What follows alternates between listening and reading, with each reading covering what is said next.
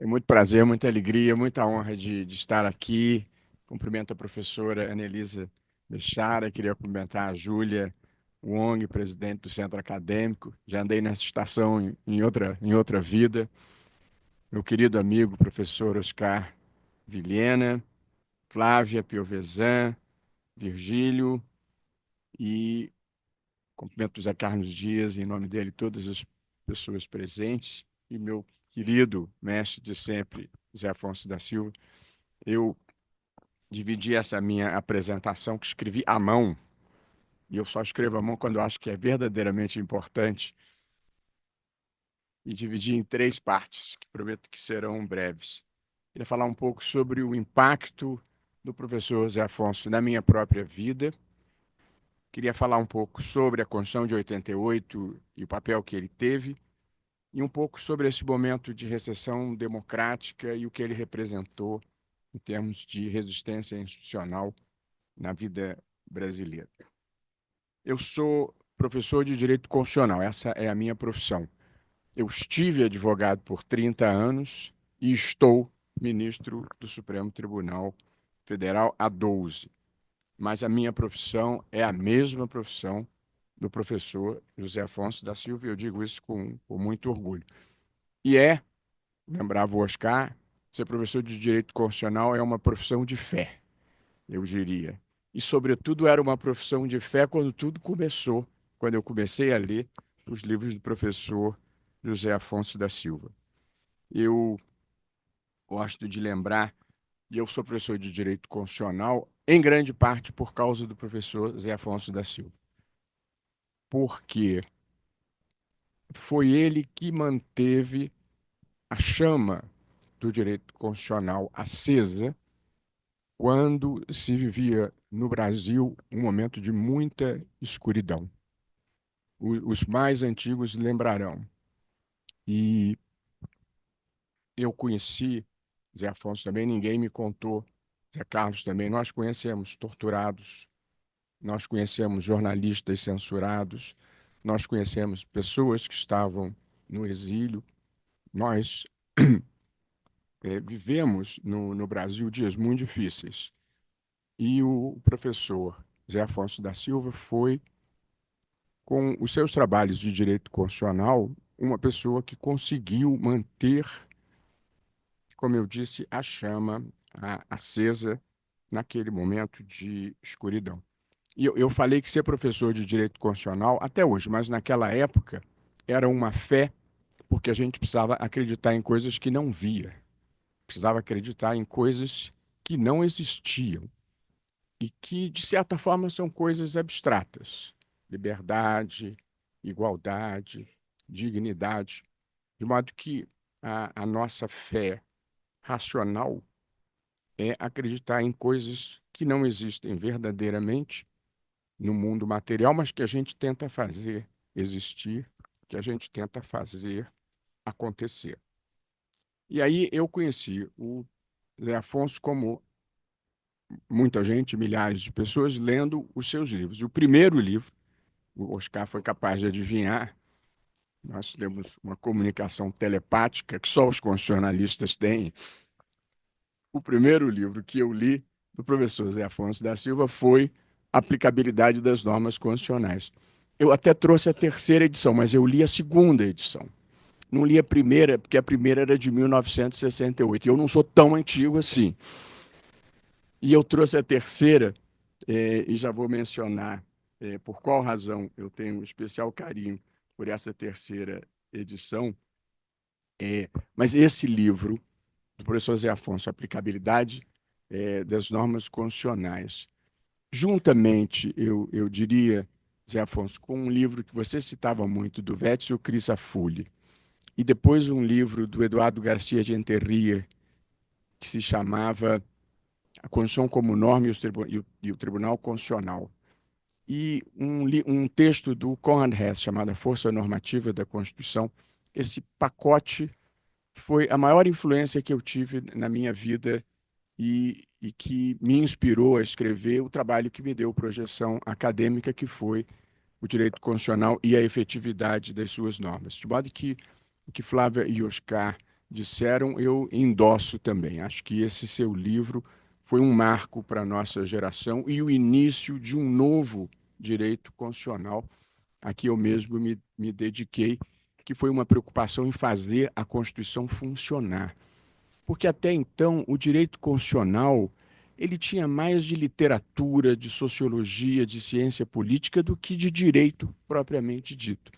Eu me lembro que eu, depois que escrevi a efetividade, viajava pelo Brasil e dizia tem que criar um direito constitucional normativo.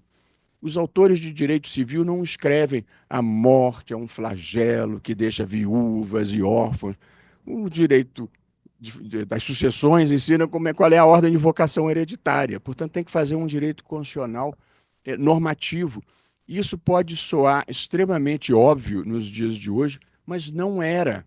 E eu me lembro quando apresentei, inspirado pelo trabalho do professor Zé Afonso, meu primeiro texto antes do livro, num congresso de procuradores do Estado em 1985, 86, dizendo que a Constituição é uma norma e que aquilo tem que ser cumprido, que era o que Zé Afonso dizia, pioneiramente. Um antigo professor, que era um homem progressista, ele, homem do Nordeste, fala assim, Barroso, esse negócio de dizer que direito constitucional gera direito subjetivo, isso não pode funcionar, não. Porque as pessoas não imaginavam que o direito constitucional fosse para ser aplicado concretamente na vida. De modo que eu acho que esse livro do professor Zé Afonso foi que inspirou o que veio logo depois, que foi a doutrina da efetividade, essa ideia de que a Constituição é para valer e que as suas normas devem ser cumpridas. E a própria doutrina da efetividade, a que eu me dediquei, tinha duas premissas. A Constituição não deve prometer o que não vai cumprir. E dois, o que ela promete tem que ser cumprido. Que são as duas regras básicas que decorreram da ideia de aplicabilidade das normas constitucionais. Com um acréscimo, se não for cumprido espontaneamente, cabe ao Poder Judiciário fazer funcionar. Um pouco essa foi a virada de chave do direito constitucional brasileiro, daquele modelo que era basicamente inspirado no direito francês, que combina o direito constitucional com instituições políticas e é mais descritivo das estruturas do Estado, para o direito constitucional normativo e um direito constitucional de proteção dos direitos fundamentais. De modo que a primeira coisa que eu destacaria, como professor de direito constitucional e como um cidadão que se beneficiou dessa virada de chave, é que esse livrinho aqui, em que na terceira edição Zé Afonso me deu a honra de me citar, por isso que eu ando com ele embaixo do braço, eu também concordo que foi um livro seminal, como aliás tive chance de dizer na própria sessão do Supremo. E depois o livro do Zé Afonso, que marcou a vida de todos nós, que eu trouxe ele aqui, ele está desmilinguindo, mas eu guardo esse livro, que é uma edição, Zé Afonso, é a segunda edição. Ele já, é a segunda edição, que foi a edição que eu estudei no meu concurso para procurador do Estado, em 1984. Ele está assinado aqui, olha, 1984. Se você olhar, eu sou um leitor predador. O livro está todo rabiscado em todas as cores que vocês possam imaginar. Eu não tenho toque, não, mas eu ando com caneta de todas as cores. Eu tenho uma azul e uma preta nesse bolso, uma vermelha e uma lapiseira aqui. Tem é, um marcador amarelo no bolso direito e tem um marcador azul no bolso esquerdo. Não é cenografia, não. Eu ando com isso mesmo. E quando estou sem elas, eu me sinto meio nu, porque eu sou um leitor compulsivo e faço marcações diferentes com as cores diferentes. De modo que, Zé Afonso, deixa eu te mostrar aqui. Olha, ele está todo rabiscado. Viu? Tem verde, tem amarelo, tem azul, tem lápis. Algumas vezes eu resmungo alguma coisa aqui no livro.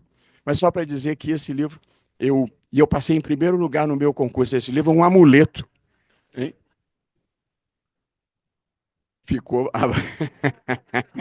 Coitado, o livro está desmilinguindo. E depois, quando eu virei professor de Direito Constitucional, começando a minha vida, Zé Afonso, esse era o meu roteiro de curso. Eu dava aula baseado no seu livro. Só para dar a todos a dimensão da importância que o Zé Afonso teve, mas não foi só na minha vida, foi na vida de uma geração de pessoas que se beneficiou dessa dedicação, dessa seriedade com que ele tratou sempre o direito constitucional. Eu tenho todos os seus livros, não os romances, esses você nunca me mandou.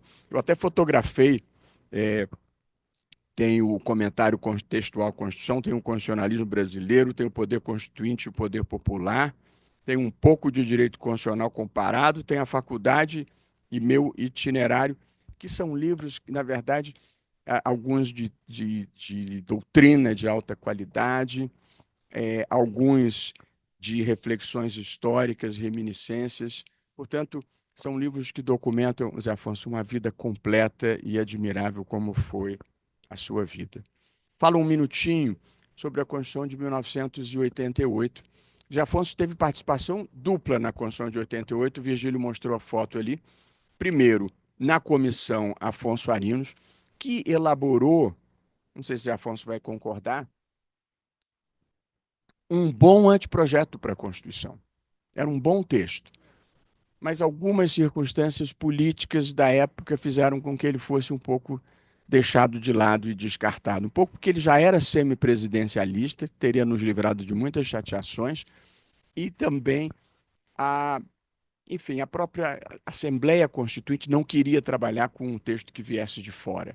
Quiseram criar o seu próprio texto, criar aquelas 8 comissões, cada uma dividida em 3 subcomissões, produzindo aquela primeira versão. Depois, Zé Afonso teve que arrumar a casa, porque tinha mais de 1000, chamávamos de Constituição Frankenstein na primeira versão, porque tinha juntado os pedaços das 8 comissões.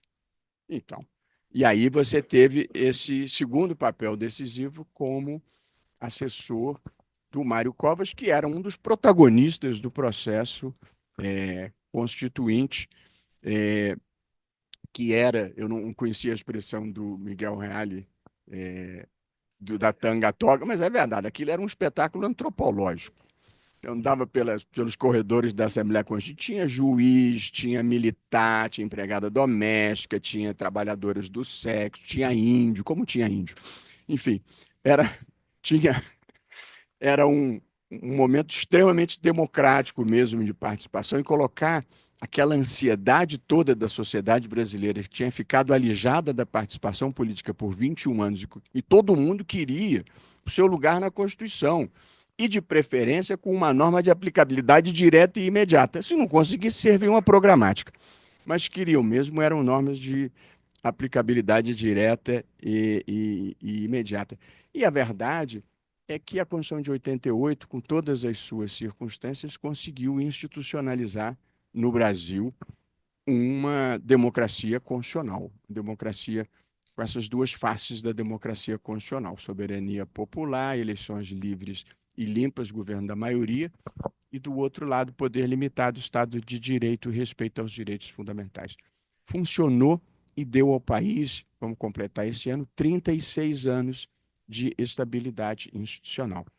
E queria dizer para os mais jovens, não é pouca coisa, porque esse sempre foi o país do golpe, do contragolpe, da quebra de legalidade constitucional. Eu sempre gosto de fazer um exercício de memória para demonstrar a importância da Constituição de 88, que é relembrar os momentos de quebra ou de tentativa de quebra da legalidade no Brasil, começando em 1930 para tornar a história mais curta.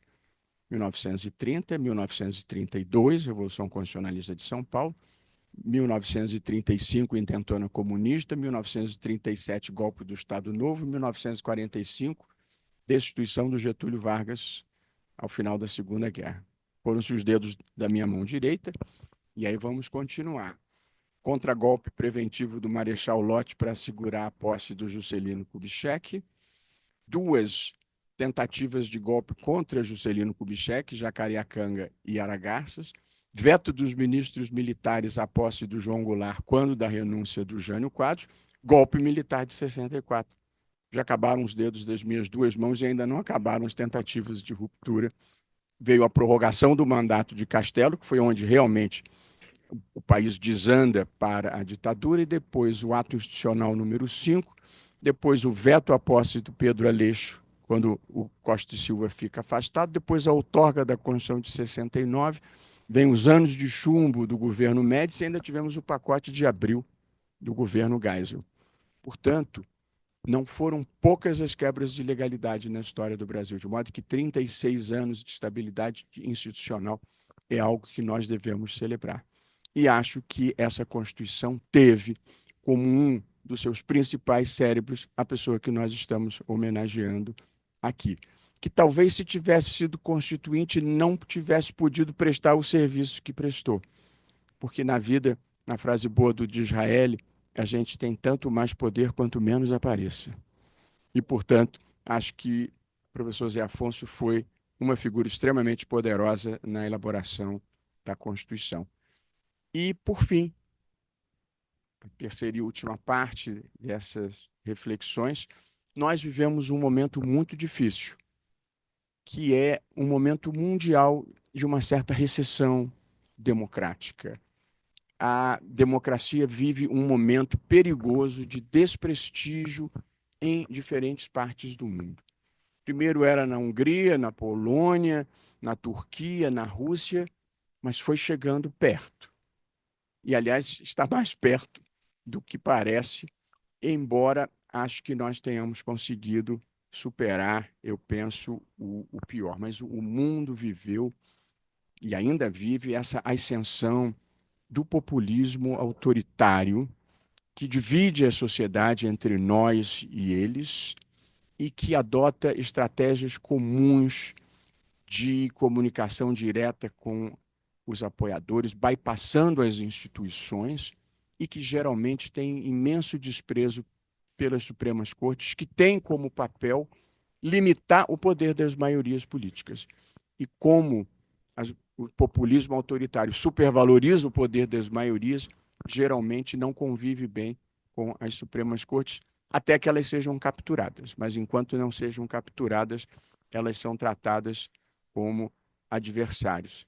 E, portanto, o Zé Afonso, já quase centenário, e eu tenho esse registro de memória, esteve aqui na Universidade de São Paulo em 2022, num momento marcante em que a comunidade acadêmica da USP e de outros atores importantes se manifestou alto e bom som em favor da democracia, ocasião em que o professor Zé Afonso da Silva disse que o objetivo daquele ato era evitar que a ditadura acontecesse novamente e falou que estava aqui para combater toda a insinuação de golpe e todo o desrespeito às instituições democráticas. E a verdade é que nós chegamos mais perto do que imaginávamos do inimaginável. Essa é a triste e dura realidade. E depois, no 8 de janeiro, Zé Afonso ainda voltou a se manifestar. De modo que você ajudou a construir a democracia e ajudou também em momentos importantes pelo papel simbólico, pela figura veneranda que você é ao agir em favor da Constituição. E aí eu fiquei sabendo que em 24 de abril passado recebeu o título de professor emérito aqui na USP. Demoraram, hein? Rapaz! É isso, queridos amigos. Eu preciso dizer que eu gosto tanto de você, te admiro tanto. Eu tinha um compromisso em Brasília até tarde. Eu acordei às 5:30 da manhã hoje para vir para cá, e eu considero isso quase inconstitucional. Al- Alguém tem que acordar a essa hora da manhã, mas era a única forma de eu poder vir abraçá-lo. E eu queria concluir, e fiz aqui umas anotações, nós vivemos um momento difícil, essa é uma quadra difícil na história da humanidade, com guerras, com autoritarismos, com intolerância. A gente passa por coisas que achava que não fosse mais passar, coisas que não fossem mais acontecer. E a democracia que nós todos prezamos, ela vive dificuldades porque ela ainda não foi capaz de entregar todas as promessas em que nós acreditávamos e que inclui igualdade de oportunidades e prosperidade para todos. E é pelos desvãos da democracia que fluem os autoritarismos e, mais recentemente, o autoritarismo e o extremismo. E, portanto, nós estamos vivendo uma época no mundo e acho que no Brasil em que nós precisamos resistir a algumas coisas muito ruins que aconteceram. E eu destaquei três. A primeira, perda da civilidade. Essa ideia de que quem pensa diferente de mim só pode ser um cretino completo a serviço de alguma causa escusa. É isso que aconteceu em parte no mundo e muito no Brasil. Democracia tem lugar para liberal, tem lugar para progressista, tem lugar para conservador. A alternância no poder é uma bênção e, portanto, a capacidade de respeitar, de tratar com respeito e consideração quem pensa de maneira diferente é uma virtude que nós precisamos recuperar no Brasil. As pessoas sentarem na mesma mesa sem se desqualificarem moralmente, divergerem apenas nas suas ideias. Uma segunda consequência negativa desse mundo que nós estamos vivendo é a perda da importância da verdade. De as pessoas acharem que podem livremente criar as suas próprias narrativas independentemente dos fatos. Mentir deliberadamente precisa voltar a ser errado de novo. Isso soa melhor em inglês. Make lying wrong again. Soa mais divertido. Ah, mas, na verdade, é claro que numa sociedade aberta, democrática e plural, a verdade não tem dono, mas a mentira deliberada tem. E nós precisamos ser capazes de enfrentar. As pessoas devem divergir nas suas opiniões, mas não têm o direito de torcerem os fatos. Houve uma invasão da Ucrânia pela Rússia. A partir daí, qualquer um pode ter a ideia geopolítica que quiser. Houve, há algum tempo atrás, um aumento relevante no desmatamento da Amazônia. Depois, cada um pode achar o que quiser sobre a preservação da floresta. Isso aqui que eu tenho no meu bolso é uma caneta azul. Alguém pode dizer, eu não gosto de azul, prefiro vermelho, não gosto de caneta, não gosto de esferográfico, esse cara é atrasado, estamos na época do computador pessoal. Mas se disser que isso aqui é um pneu, nós perdemos a capacidade de interlocução. E é um pouco isso que tem acontecido no mundo. As pessoas inventam as suas próprias histórias, criam fatos alternativos e, sem trabalharmos sobre as mesmas premissas, a gente não consegue conversar adequadamente. E terceiro e último, Zé Afonso, um certo desprezo por tudo que você representa, que é o conhecimento, a ciência, as instituições do conhecimento, de uma maneira geral, vivem um momento de grande desprestígio, uma certa exaltação da ignorância, como se isso fosse algum tipo de virtude, um comportamento anticientífico, como se isso fosse algum tipo de virtude. De modo que eu acho que todos nós que estamos aqui seguindo o seu exemplo, devemos também manter a chama acesa nesse momento em que há alguma escuridão global e algumas sombras dessa escuridão que chega no Brasil. Eu queria concluir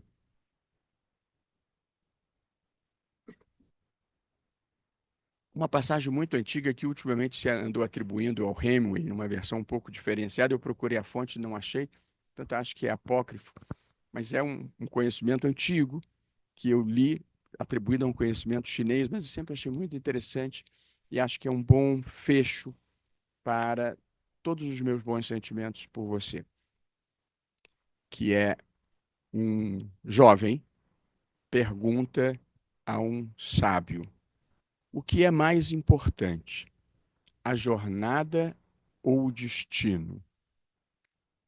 E o sábio responde: nenhum dos dois, é a companhia.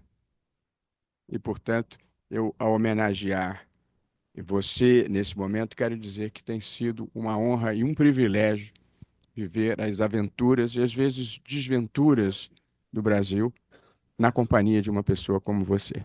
Muitíssimo obrigado.